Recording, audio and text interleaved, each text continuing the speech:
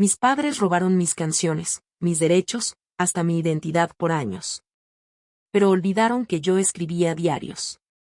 Hoy, mi podcast Voz Secuestrada es número 1. Y papá barre el backstage de los conciertos que nunca me dejaron tener. Yo era la hija del medio. No la favorita, ni la rebelde. Solo, la intermedia. Esa que nadie nota en las fotos familiares, la que aprieta fuerte el cuaderno contra el pecho mientras los otros brillan con luz prestada. Pero no me dolía. En ese entonces, creía que el silencio era libertad. Que no llamar la atención era una forma de paz. Me llamo Alma. Y no es un nombre artístico, aunque hoy todos piensen que sí. Nací con ese nombre, y paradójicamente pasé 20 años viviendo como si no tuviera alma propia. Porque lo que yo tenía, mi voz, mis palabras, mis emociones traducidas en letras, nunca fueron mías. Fueron suyas. Mi padre, Ricardo, era músico frustrado. Uno de esos tipos que alguna vez tocó en una banda de bar con pretensiones de leyenda y que terminó trabajando en una tienda de instrumentos, hablando más de acordes que tocándolos. Mi madre, Teresa, era peor. Una mujer con ambiciones desmedidas y una obsesión enfermiza por lograr lo que ella no pudo. Decía que no pudo ser cantante porque no era el momento, pero bastaba verla en una reunión para notar que el talento tampoco había llegado. Desde que tenía 11 años, empecé a escribir canciones. Lo hacía escondida, primero en los márgenes de mis cuadernos escolares, luego en los diarios que escondía bajo las tablas sueltas de mi cama. Eran canciones tristes, otras rabiosas, otras que soñaban con el amor. A los 14, ya tenía más de 100. Pero no se las mostraba a nadie. Hasta que mi madre entró sin avisar y encontró uno de mis diarios. Recuerdo su mirada mientras lo leía, con esa mezcla de avidez y codicia que solo entendí años después. Me dijo que tenía talento. Que no lo desperdiciara. Que la familia podía ayudarme a desarrollarlo. ¿Podríamos grabarte un demo? ¿Te gustaría?, me preguntó con una dulzura que no le conocía. Yo asentí, ilusionada. ¿Cómo iba a imaginar lo que venía? No grabaron un demo. Grabaron mis canciones, sí, pero con otra chica. Una rubia de 18 años llamada Kiara que cantaba como si cada palabra fuera de goma. Pero era bonita, extrovertida, sabía posar para las fotos. Y lo peor, estaba dispuesta a fingir que las letras eran suyas. Cuando lo descubrí, ya era tarde. Kiara había firmado contrato con una disquera independiente, gestionada por amigos de mis padres, y mi madre me explicaba con voz amable que había vendido algunas canciones para que al menos vieran la luz.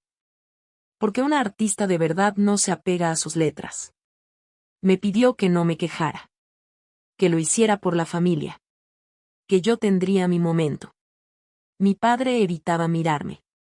Solo decía que esas canciones no las había escrito tan sola, que él también le había sugerido ideas. Me arderá siempre cómo justificaron el robo. Cómo lo convirtieron en un trabajo en equipo en el que yo no tenía voz. Me exigieron más canciones. Y yo, débil, las di. Llorando, pero las di. Me prometían que cuando la fama llegara, yo sería parte de todo. La compositora detrás del éxito. Esa fue la mentira más cruel. Durante 5 años, escribí canciones que Kiara cantó en giras, en entrevistas, en programas de televisión. Se llevó premios, reconocimientos, incluso agradecimientos por historias que salían del alma. Kiara lloraba al recibir los galardones que mi alma escribió. Y yo los veía desde el sofá, con mis padres aplaudiendo como si fuera su logro. Quise rebelarme, claro. Gritar la verdad. Pero cada vez que lo intentaba, mi madre me acusaba de romper la armonía, de querer destruir lo que con tanto esfuerzo habían construido. Me amenazaron con echarme de casa, con denunciarme por calumnias. Mis propios padres. Y lo peor, es que parte de mí lo aceptó. Porque el abuso, cuando se disfraza de cariño, puede moldearte el corazón hasta que dejas de reconocerte. Lo aguanté todo. Hasta los 21. Fue entonces cuando una vieja amiga del colegio me preguntó en Instagram si seguía escribiendo. Le dije que no, que ya no tenía tiempo. Pero esa noche, volví a mis diarios. Leí cada línea que había escrito desde los 11. Casi 500 páginas. Me di cuenta de que no eran solo letras, eran gritos. Eran pruebas. Así nació Voz Secuestrada. Primero como una idea en el cuaderno. Luego como un podcast grabado desde el armario de mi cuarto, con una manta encima y el celular como micrófono. En el primer episodio conté una canción completa. La historia detrás.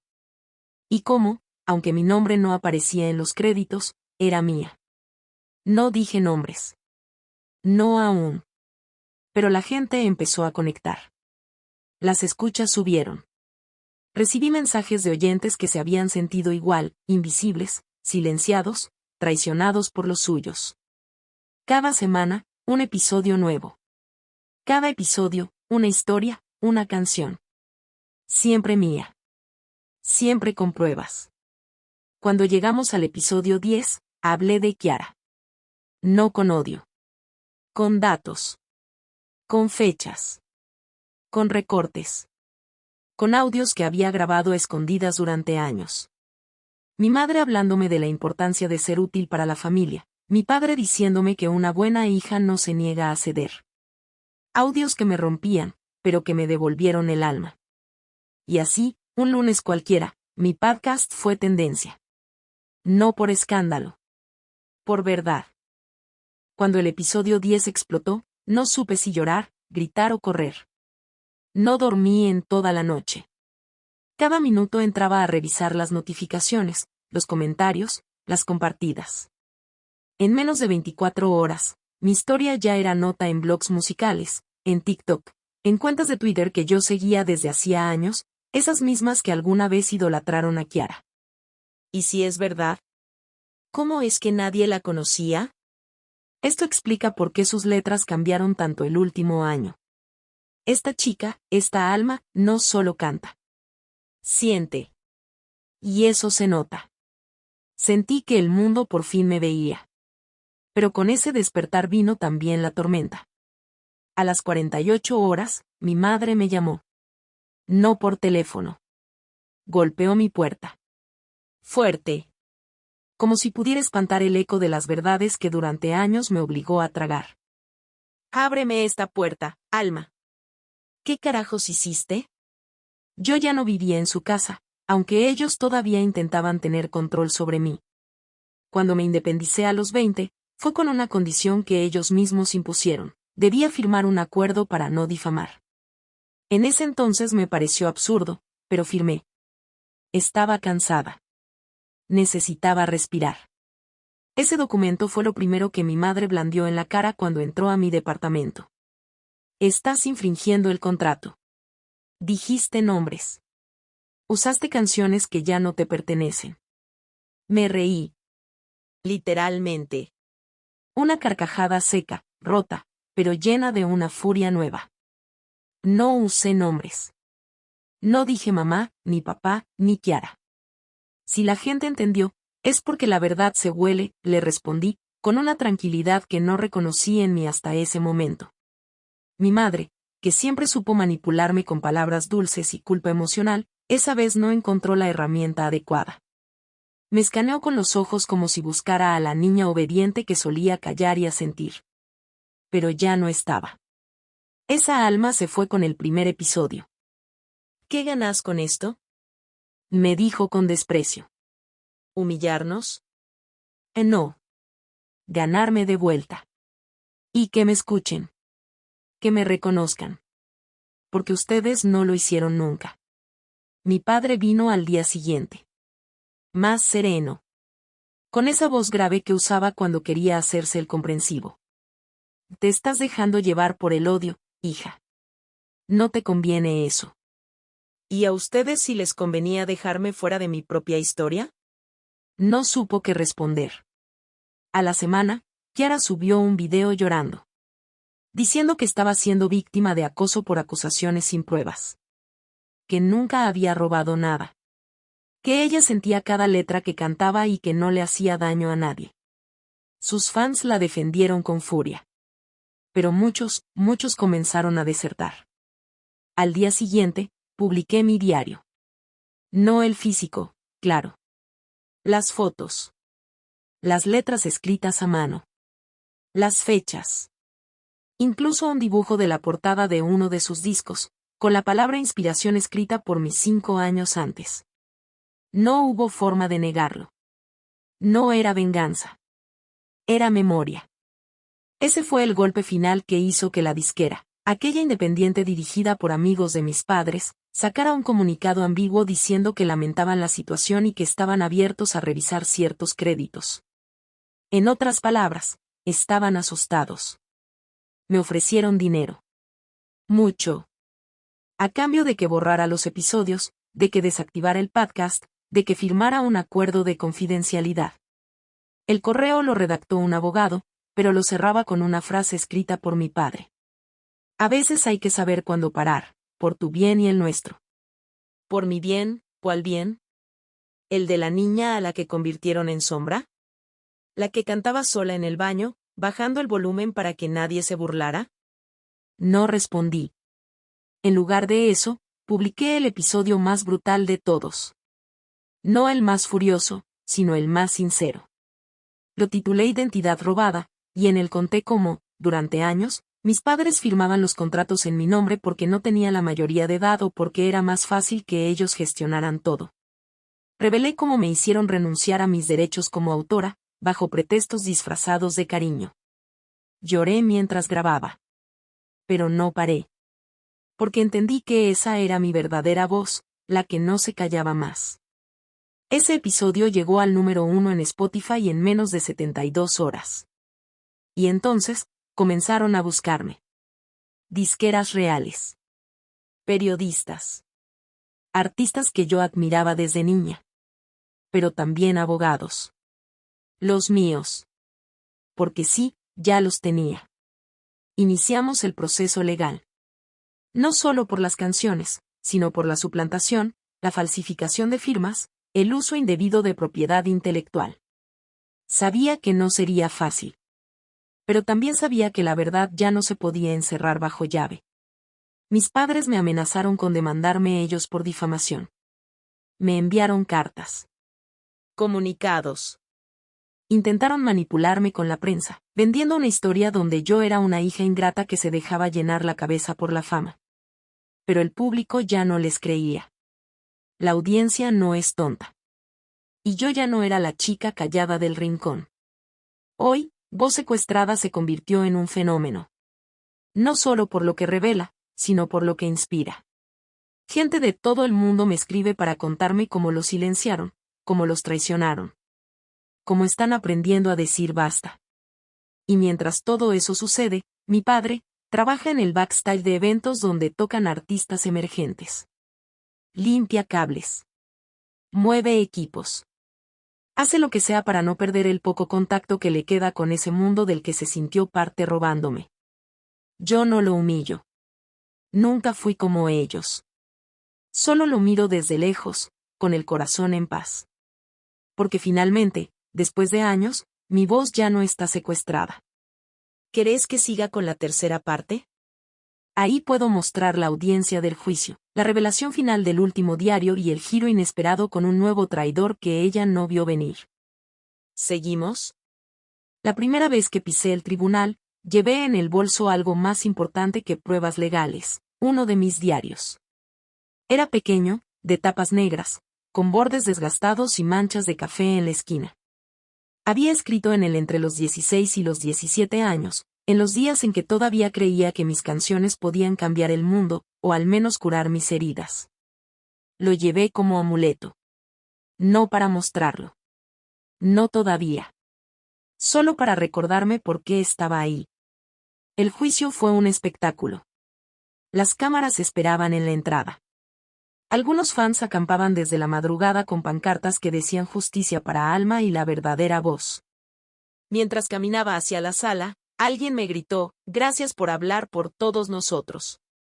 Me detuve un segundo, no para posar, sino para respirar. Porque ese comentario pesaba más que todo lo demás. Era la razón por la que no podía rendirme. La defensa de mis padres era predecible, fue todo un malentendido. Alma aceptó todo en su momento. Ella afirmó: no hay prueba de que las canciones fueran de su autoría. Eso último me dolió más que cualquier cosa.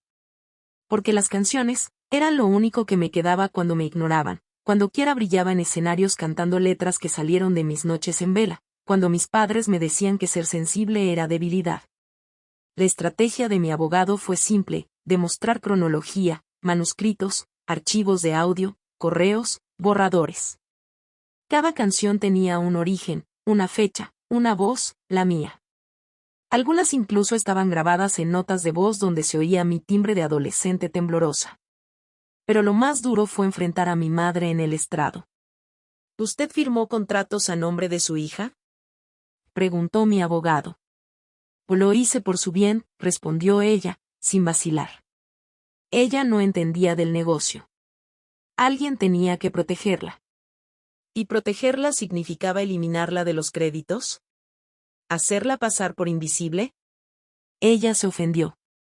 Hizo su típica mueca de mártir incomprendida. Esa que me enseñó a temer cuando tenía 7 años y rompí un florero sin querer. Solo que ahora, ya no era una niña. No podía cargar con sus inseguridades. Siempre quiso brillar, pero no estaba lista. Kiara sí lo estaba. Ahí estaba. La verdad que nunca habían querido decir en voz alta, que apostaron todo por mi hermana porque pensaron que yo no daba la talla. Cuando Kiara subió al estrado, esperé a alguna señal de culpa. No llegó. ¿Reconoce esta letra?, preguntó mi abogado, mostrándole una de mis canciones más íntimas. No la recuerdo. Tal vez la escribimos juntas. Siempre colaborábamos. Incluso cuando Alma no estaba en el estudio. Y preguntó él, con una grabación de Kiara diciendo en una entrevista: yo escribo sola. Mis letras vienen del alma. De mi alma. Sus silencios fueron más elocuentes que sus respuestas. Cuando terminamos de presentar nuestras pruebas, creí que ya nada podía sorprenderme. Pero me equivoqué. Fue durante la tercera semana de juicio. Mi abogado me entregó una carpeta nueva. Era información que había conseguido tras una solicitud judicial a nombre de una vieja empleada de la disquera. Desde alguien que te conocía bien. Una tal Raquel, me dijo él. Abrí la carpeta y encontré una declaración jurada. Y un nombre que no esperaba ver: Iván. Mi ex. El único novio serio que tuve. Compositor. Me había enseñado a usar software de edición. Me había grabado en su mini estudio casero. Me había dicho que me amaba. Y aparentemente, había vendido mis primeras maquetas a mi padre, sin que yo lo supiera. Las canciones más antiguas. Las que yo pensaba que estaban perdidas. Resulta que él las había entregado a cambio de una oportunidad. Mi padre le prometió conexiones y colaboraba con discreción. Ahí supe que la traición no solo venía de mi sangre. También del amor. Esa noche no grabé podcast. No pude. Solo lloré. No de tristeza. De rabia. Una furia silenciosa, profunda, que hervía bajo la piel. Pasé horas leyendo mis diarios antiguos. Buscando señales que no vi. Comentarios que Iván me había hecho, miradas, promesas rotas. Todo cobraba sentido. Él había sido parte del plan. Otro ladrón en mi historia. Al día siguiente, pedí permiso para hablar en la corte. No como víctima. No como acusadora. Solo como Alma. Conté la historia de Iván. Leí fragmentos del diario que hablaban de él, de cómo me decía que era demasiado intensa, demasiado emocional, poco vendible. De cómo me convenció de dejarle las grabaciones porque sabía cómo moverlas. El silencio en la sala era absoluto. Incluso mis padres me miraban sorprendidos. Tal vez ni ellos sabían que habían sido cómplices con otro traidor más. A todo este tiempo, dije, al final, creí que lo que me habían robado eran canciones. Pero no. Me robaron la fe. La fe en el amor, en la familia, en el arte. Y ahora, no quiero venganza. Quiero que me devuelvan lo que es mío. Mi voz. Mi historia. Mi nombre. Salí del estrado con el diario apretado en el pecho. Esa noche, grabé el episodio más corto del podcast. Solo dije. Hoy descubrí que los traidores no siempre llevan tu sangre. A veces besan tu frente. A veces prometen acompañarte. Pero la verdad siempre encuentra su micrófono. Gracias por escucharme. Seguimos. Y seguíamos. Porque faltaba el final. Y yo lo estaba escribiendo con cada paso. ¿Quieres que continúe con la cuarta y última parte? Es donde llega el veredicto, el desenlace emocional, y la protagonista alcanza la cima. Te lo desarrollo con todo el impacto que merece. El día del veredicto, no dormí. No porque temiera perder. Eso ya no me importaba del todo. Lo que realmente me quitó el sueño fue pensar en lo que había costado llegar hasta allí. Las madrugadas escribiendo letras que nadie escuchaba. Las veces que mis canciones fueron cantadas por otros labios mientras yo sonreía en la oscuridad. Las noches que grabé episodios llorando y volví a empezar hasta sonar fuerte. Esa mañana, me puse la misma chaqueta que llevaba en mi primera presentación frente al espejo, cuando tenía 15. Rota en la manga, pero con alma. Como yo. Entré al tribunal sin mirar a nadie. Ni a Kiara, ni a mis padres. Tampoco a Iván, que apareció el último día, como si aún le quedara algo que decir. No lo había citado nadie. Pero ahí estaba. Con esa cara de perro que rompió el jarrón pero no entiende por qué lo echan. El juez tardó en hablar. Y en ese silencio, sentí por primera vez que ya no era la misma. Había recuperado algo más valioso que mis derechos, mi lugar. Y este tribunal declara que la señorita Alma Duarte es la legítima autora de las obras registradas bajo los sellos Duarte Producciones y Estrella Verde Music, y se ordena la restitución de todos los derechos de autor, créditos y regalías correspondientes. Asimismo, se abre causa por suplantación de identidad, falsificación documental y fraude empresarial contra los señores Héctor Duarte y Elisa Méndez. No lloré. Tampoco sonreí. Solo me levanté y agradecí. A la jueza. A mi abogado. A mí. Afuera, las cámaras estallaron como si fuera una alfombra roja. Pero yo no hablé. No quería que mis primeras palabras tras la victoria fueran para los medios. Quería que fueran para los que me habían escuchado cuando no era nadie. Esa noche, publiqué un episodio especial.